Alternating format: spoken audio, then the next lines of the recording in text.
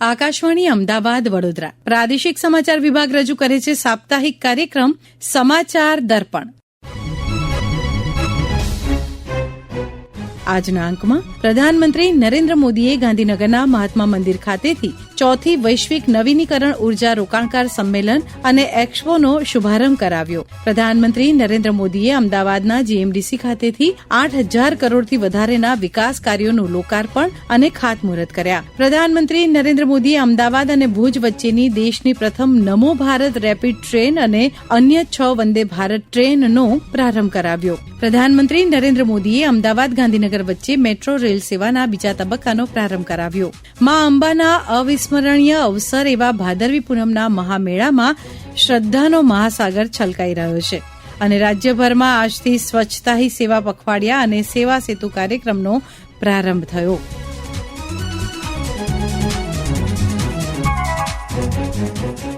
ગાંધીનગર મહાત્મા મંદિરમાં ચોથી વૈશ્વિક નવીનીકરણ ઉર્જા રોકાણકાર સંમેલનનો પ્રારંભ કરાવતા પ્રધાનમંત્રી નરેન્દ્ર મોદીએ કહ્યું કે 21મી સદીના ઇતિહાસમાં ભારતનો સૌર ક્રાંતિનો અધ્યાય સુવર્ણ અક્ષરે લખાશે.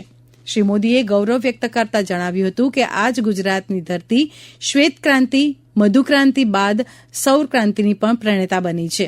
સાથીઓ, बीते 100 डेज में ग्रीन एनर्जी के लिए भी कई बड़े फैसले लिए गए. हमें ऑफशोर विंड एनर्जी प्रोजेक्ट्स के लिए वायबिलिटी गैप फंडिंग स्कीम की शुरुआत की गई है. इस पर हम 7,000 करोड़ रुपए से ज्यादा खर्च करने जाते हैं. भारत आने वाले समय में 31,000 मेगावाट हाइड्रो पावर जनरेट करने के लिए भी काम कर रहा है.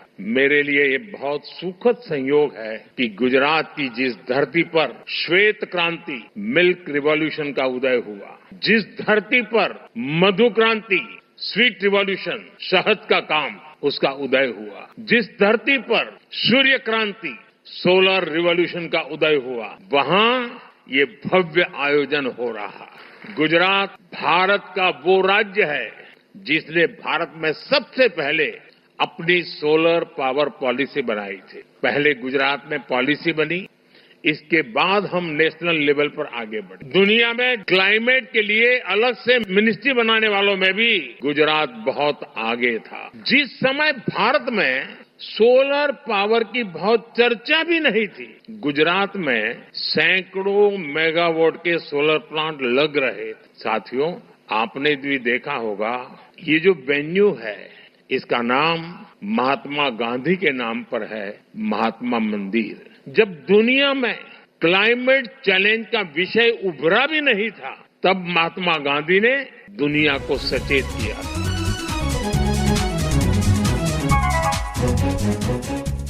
આ પ્રસંગે મુખ્યમંત્રી ભૂપેન્દ્ર પટેલે કહ્યું કે પ્રધાનમંત્રી નરેન્દ્ર મોદીના માર્ગદર્શનમાં ગુજરાત રાજ્ય પુનઃપ્રાપ્ય ઉર્જા ક્ષેત્રમાં આગળ પડતું રાજ્ય બન્યું છે. गुजरात की रिन्यूएबल एनर्जी पॉलिसी तथा green hydrogen policy green future के लिए राज्य सरकार की प्रतिबद्धता दर्शाती है. हमारा लक्ष्य 3 MMTPA उत्पादन का है, जिसके माध्यम से गुजरात ग्रीन हाइड्रोजन प्रोडक्शन का भी हब बनेगा. रिन्यूएबल एनर्जी का लाभ देश के गरीब मध्यम वर्ग को मिले, इस पर भी प्रधानमंत्री जी ने ध्यान दिया है. देश का गरीब मध्यम वर्ग भी सौर ऊर्जा ट्रांसफॉर्मेशन का हिस्सा बने, इस उद्देश्य से पीएम सूर्य घर मुफ्त बिजली योजना को लागू किया है. इस योजना में पूरे देश में गुजरात 50% से ज्यादा का योगदान दे रहा है. आदरणीय प्रधानमंत्री जी ने देश की आजादी की शताब्दी 2047 तक ऊर्जा आत्मनिर्भरता का विजन दिया है.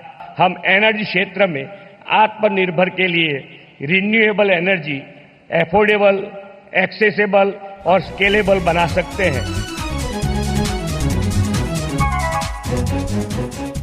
પ્રધાનમંત્રી નરેન્દ્ર મોદીએ અમદાવાદમાં 8,000 કરોડથી વધુ રૂપિયાના વિકાસ કાર્યોનું લોકાર્પણ અને શિલાન્યાસ કર્યું હતું. આ પ્રસંગે શ્રી મોદીએ કહ્યું કે દેશમાં આ સમય અમૃતકાળ છે, જેમાં આગામી 25 વર્ષમાં ભારતને વિકસિત રાષ્ટ્ર બનાવવાનો ધ્યેય છે. પ્રધાનમંત્રીએ કહ્યું કે વિકસિત ભારતના સ્વપ્નને સાકાર કરવામાં ગુજરાતની મોટી ભૂમિકા છે. ગુજરાત રાજ્યમાં થયેલા માળખાકીય વિકાસની પ્રશંસા કરતા પ્રધાનમંત્રીએ દેશના વિકાસમાં ગુજરાતની ભૂમિકાને બિરદાવી હતી.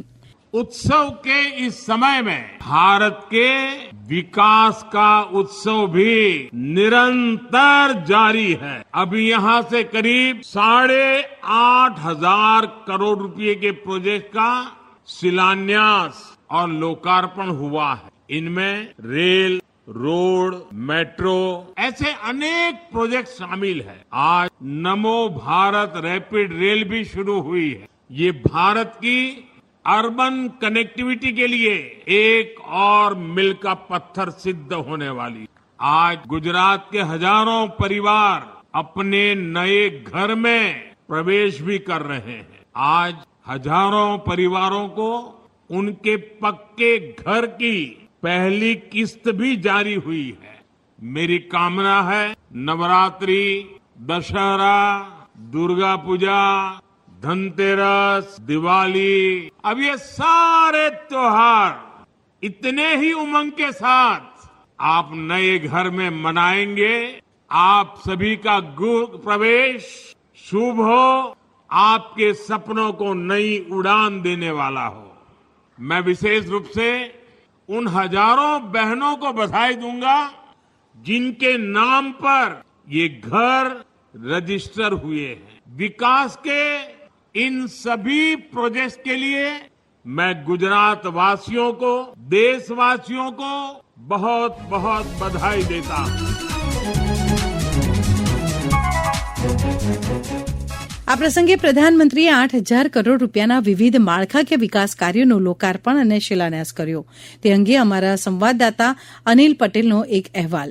પ્રધાનમંત્રી નરેન્દ્ર મોદીએ અમદાવાદમાં જીએમડીસી મેદાન ખાતે રેલવે, માર્ગ, વીજળી, હાઉસિંગ અને ફાઇનાન્સ સેક્ટરના 8,000 કરોડ રૂપિયાના વિવિધ વિકાસલક્ષી પ્રોજેક્ટનું ઉદઘાટન અને શિલાન્યાસ કર્યો. તેમણે નાગપુરથી સિકંદરાબાદ, કોલ્હાપુરથી પુણે, આગ્રા કેન્ટથી વારાણસી, દુર્ગથી વિશાખાપટ્ટનમ, પુણેથી હુબલી અને વારાણસીથી દિલ્હી સુધીની વંદે ભારત ટ્રેનને પણ લીલી ઝંડી આપી હતી. પ્રધાનમંત્રીએ કેટલાક મહત્વપૂર્ણ પ્રોજેક્ટનું શિલારોપણ કર્યું હતું, જેમાં સામખિયાળી ગાંધીધામ અને ગાંધીધામ આદિપુર રેલવે લાઇનનું 4 માર્ગી વિસ્તરણ ઉપરાંત અમદાવાદમાં આઇકોનિક રોડનો વિકાસ અને બાકરોલ, હાથીજણ, રામોલ અને પાંજરાપોળ જંકશન પર ફ્લાયઓવરના પુલના નિર્માણનો સમાવેશ થાય છે. પ્રધાનમંત્રીએ Kutch lignite thermal power station ખાતે 30 મેગાવોટની સોલર સિસ્ટમ, 35 મેગાવોટનો સોલર પીવી પ્રોજેક્ટ તથા મોરબી અને રાજકોટમાં 220 કિલોવોલ્ટ સબસ્ટેશનનું વર્ચ્યુઅલી ઉદઘાટન કર્યું હતું. પ્રધાનમંત્રીએ ઇન્ટરનેશનલ ફાઇનાન્શિયલ સર્વિસીસ સેન્ટર IFSCની સિંગલ વિન્ડો IT સિસ્ટમનો શુભારંભ કર્યો હતો. શ્રી મોદીએ પ્રધાનમંત્રી આવાસ યોજના ગ્રામીણ હેઠળ 30,000થી વધારે મકાનોને મંજૂરી આપી હતી અને આ ઘરોનો પ્રથમ હપ્તો જમા કરાવ્યો હતો. તેમણે આ યોજના હેઠળ મકાનોના નિર્માણનો શુભારંભ પણ કરાવ્યો અને રાજ્યના શહેરી અને ગ્રામીણ લાભાર્થીઓને પૂર્ણ થયેલા મકાનો સુપ્રત કર્યા હતા. સમાચાર દર્પણ માટે આકાશવાણી અમદાવાદથી અનિલ પટેલનો અહેવાલ.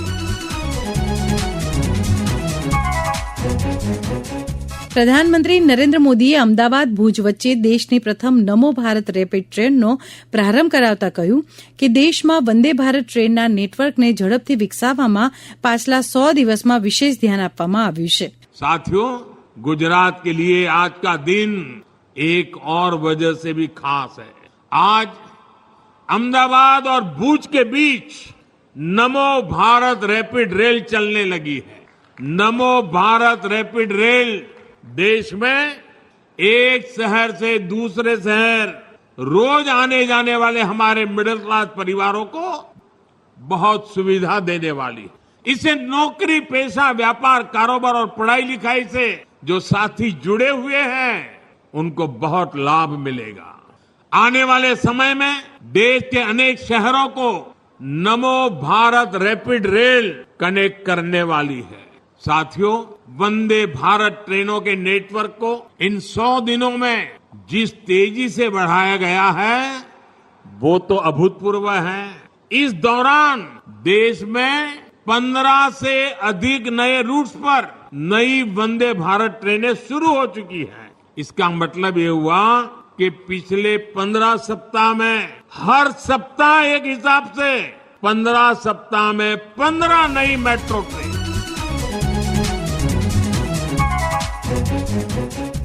દેશની પ્રથમ નમો ભારત રેપિડ ટ્રેન અંગે પશ્ચિમ રેલવેના વરિષ્ઠ જનસંપર્ક અધિકારી પ્રદીપ શર્માએ માહિતી આપી. यह ट्रेन स्वचालित slide door modular interior, CCTV, phone charging सुविधा, वैक्यूम शौचालय, ड्राइवर एसी केबिन, ऊर्जा दक्षता के लिए regenerative braking system, continuous LED lighting system, fire detecting system जैसी अत्याधुनिक सुविधाओं से युक्त है। यह ट्रेन भुज से 16:05 पर प्रस्थान करेगी और रात को 10:15 बजे अहमदाबाद पहुंचेगी। मार्ग में यह ट्रेन अंजार, गांधीधाम, बचाऊ, सामाख्याली, हड़बद, ધાંગધ્રા, વિરમગામ, ચાંદલોડિયા और साबरमती स्टेशनों पर रुकेगी।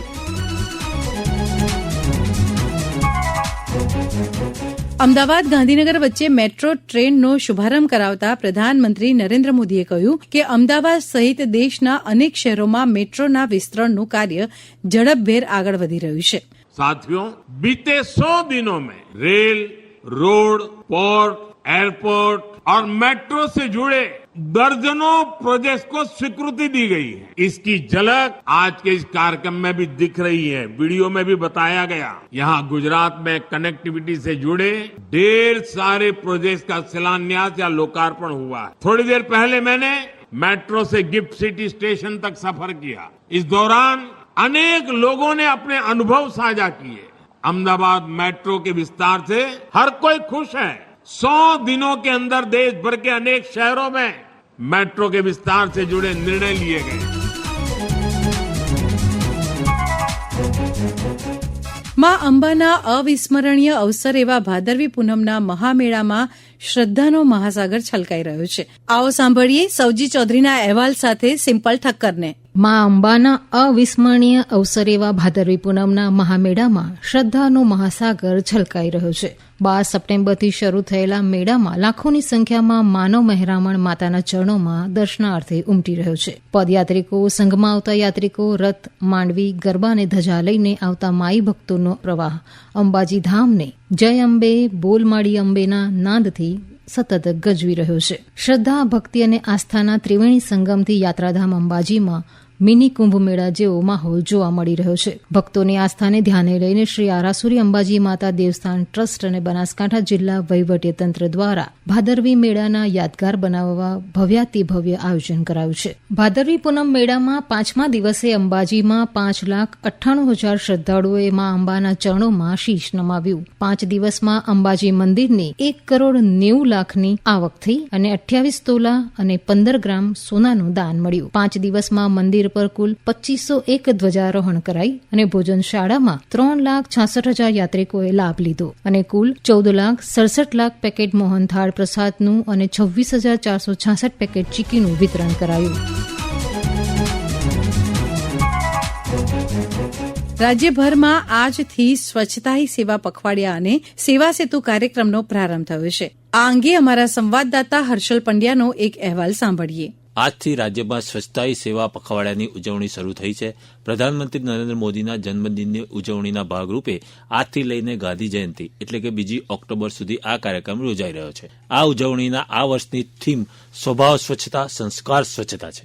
રાજ્ય સરકાર દ્વારા પણ વિવિધ પ્રવૃત્તિઓ હાથ ધરવામાં આવી છે, જેમાં તમામ મહાનગરપાલિકાઓ અને નગરપાલિકાઓ ઉપરાંત રાજ્યના તમામ વિભાગોમાં સ્વચ્છતા હી સેવા 2024નું અમલીકરણ કરાઈ રહ્યું છે।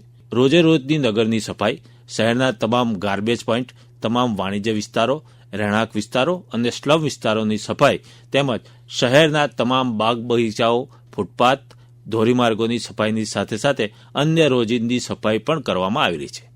આ પખવાડિયાની ઉજવણી હેઠળ ગાંધીનગરના સચિવાલયમાં એક પેડ માં કે નામના પ્રધાનમંત્રીના અભિયાનને વધુ વેગવંતુ બનાવવા માટે ગાંધીનગરમાં સચિવાલય ખાતે મુખ્યમંત્રીએ વૃક્ષારોપણ પણ કર્યું હતું। રાજ્યના વન અને પર્યાવરણ મંત્રી મુળુભાઈ બહેરાએ જણાવ્યું હતું કે એક પેડ માં કે નામ અભિયાન માટે ગુજરાતને 17 કરોડ વૃક્ષો વાવવાનો લક્ષ્યાંક આપવામાં આવ્યો હતો। તેની સામે અત્યાર સુધીમાં ગુજરાતમાં 13 કરોડ કરતાં પણ વધુ વૃક્ષો વાવવામાં આવ્યા છે। સમાચાર દર્પણ માટે આકાશવાણી અમદાવાદથી હર્ષલ પંડ્યાનો અહેવાલ।